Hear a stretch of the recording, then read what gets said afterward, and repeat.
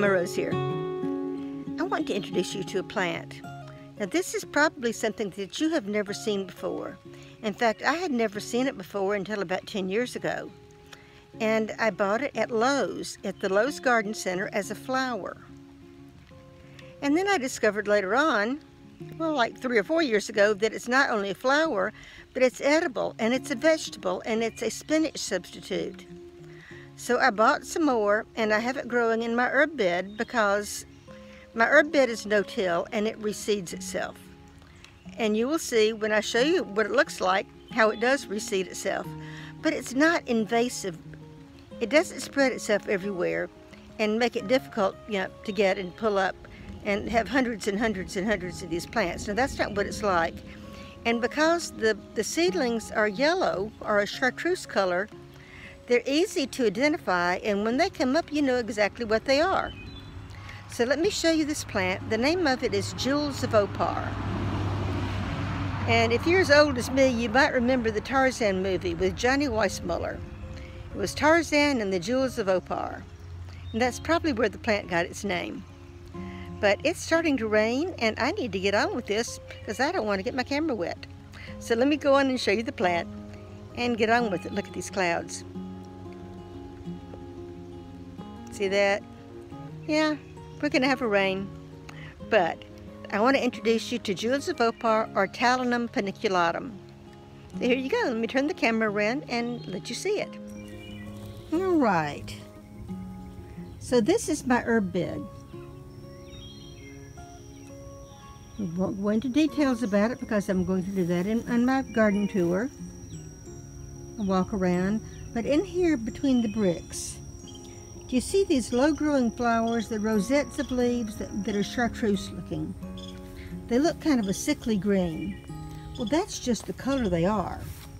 Instead of being a bright green, they're a chartreuse, a yellowish green. Again in here.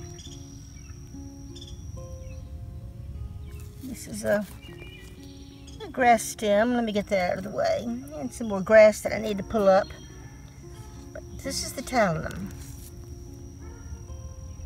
Right here. All in here. Little rosettes of flowers. And as you see, they're close together because they reseed very, very well. These are not reseeding to the point of being invasive. They're really easy to move. Just dig one up and move it. In fact, I dug some up this morning and I mailed them to somebody. And I don't know if she'll see this video or not.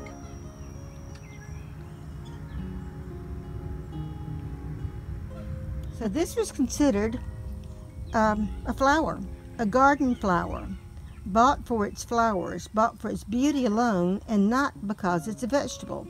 In fact, when I was looking this up, I wanted to see what the scientific name was. I found that Floret, F-L-O-R-E-T, I believe it's floret.com, has these seeds available also. And Floret specializes in flower garden seeds. So that's what these are. Is that a slug?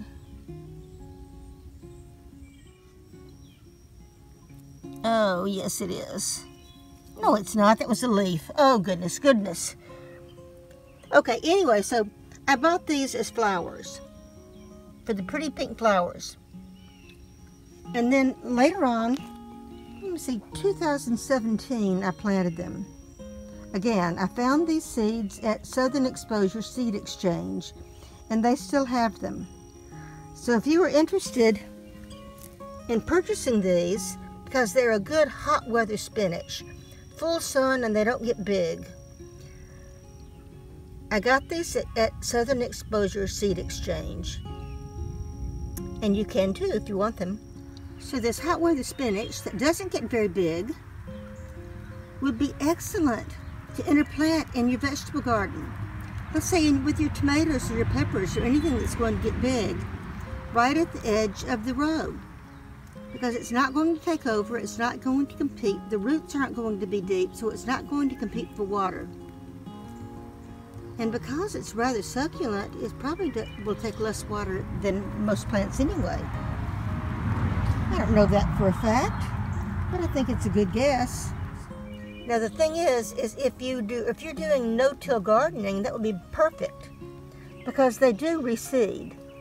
However, if you're tilling your garden, you would have to replant the seeds every year.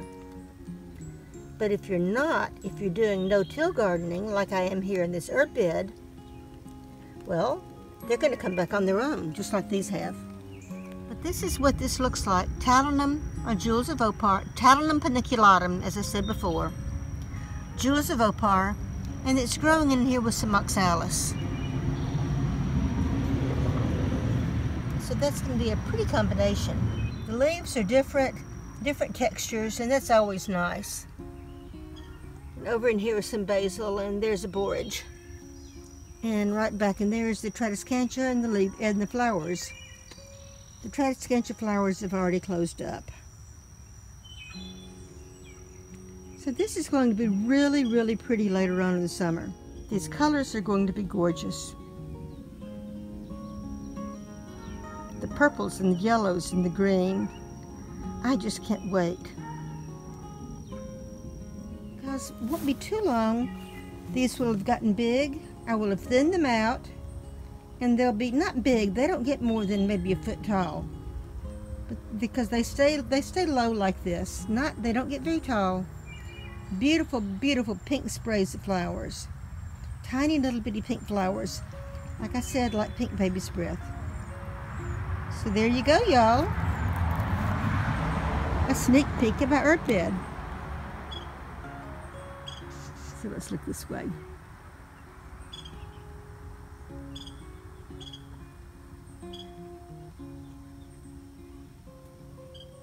More things. Pretty things.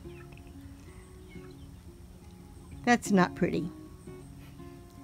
That is pretty. So bye, y'all. See you next time.